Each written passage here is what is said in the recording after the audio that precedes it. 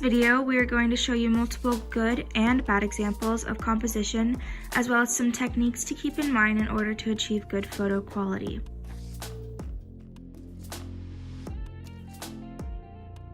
When we were deciding where we should take our photos, we kept a few things in mind.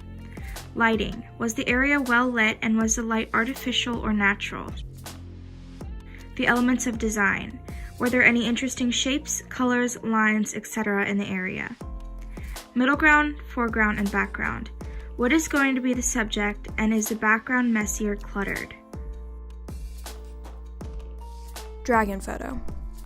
I didn't think a lot of people would be able to find something interesting in the library, but I knew I wanted to get a picture of my favorite sculpture in the building, the dragon sculpture.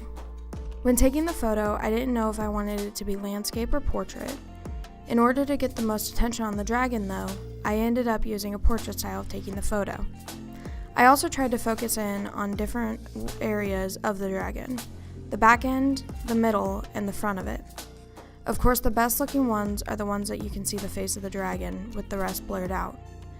The dragon's gray color against the orange and town background makes the dragon stand out nicely, and the way the dragon curves makes a nice leading line that makes you focus on the picture as a whole. Chest photo. When taking the chest photo, I set up the chest pieces incorrectly on purpose, placing them in a diagonal line to give the board more character. In this photo in particular, I did focus on the bishop instead of the king or queen. Although still in view, I found that focusing on this piece in the middle would make the photo less cliché. The colors of the board are very vibrant and clean, and the mirror effect on the board itself looks really cool.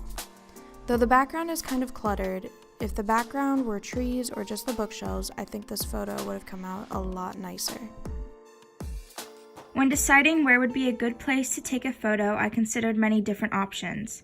I knew that I somehow wanted to make the spiral staircase the subject, but I wasn't sure how to go about it.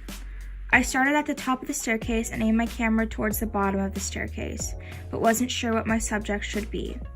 After some consideration, I decided that the railing would be my subject because I like the look of the metallic texture and the fact that the rail itself acts as a leading line that guides your eye up the staircase.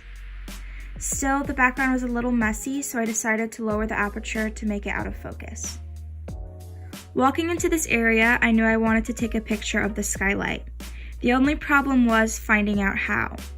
I knew I needed to incorporate foreground, middle ground, and background, but I wasn't sure how I could incorporate all of those aspects with just the skylight. What I decided to do was use the railing as my foreground and the skylight as the background. The empty space in between would work as a middle ground. Some things I like about this shot are the contrasting colors of the blue light from the skylight and the darker neutral colors of the surrounding areas contrasting each other.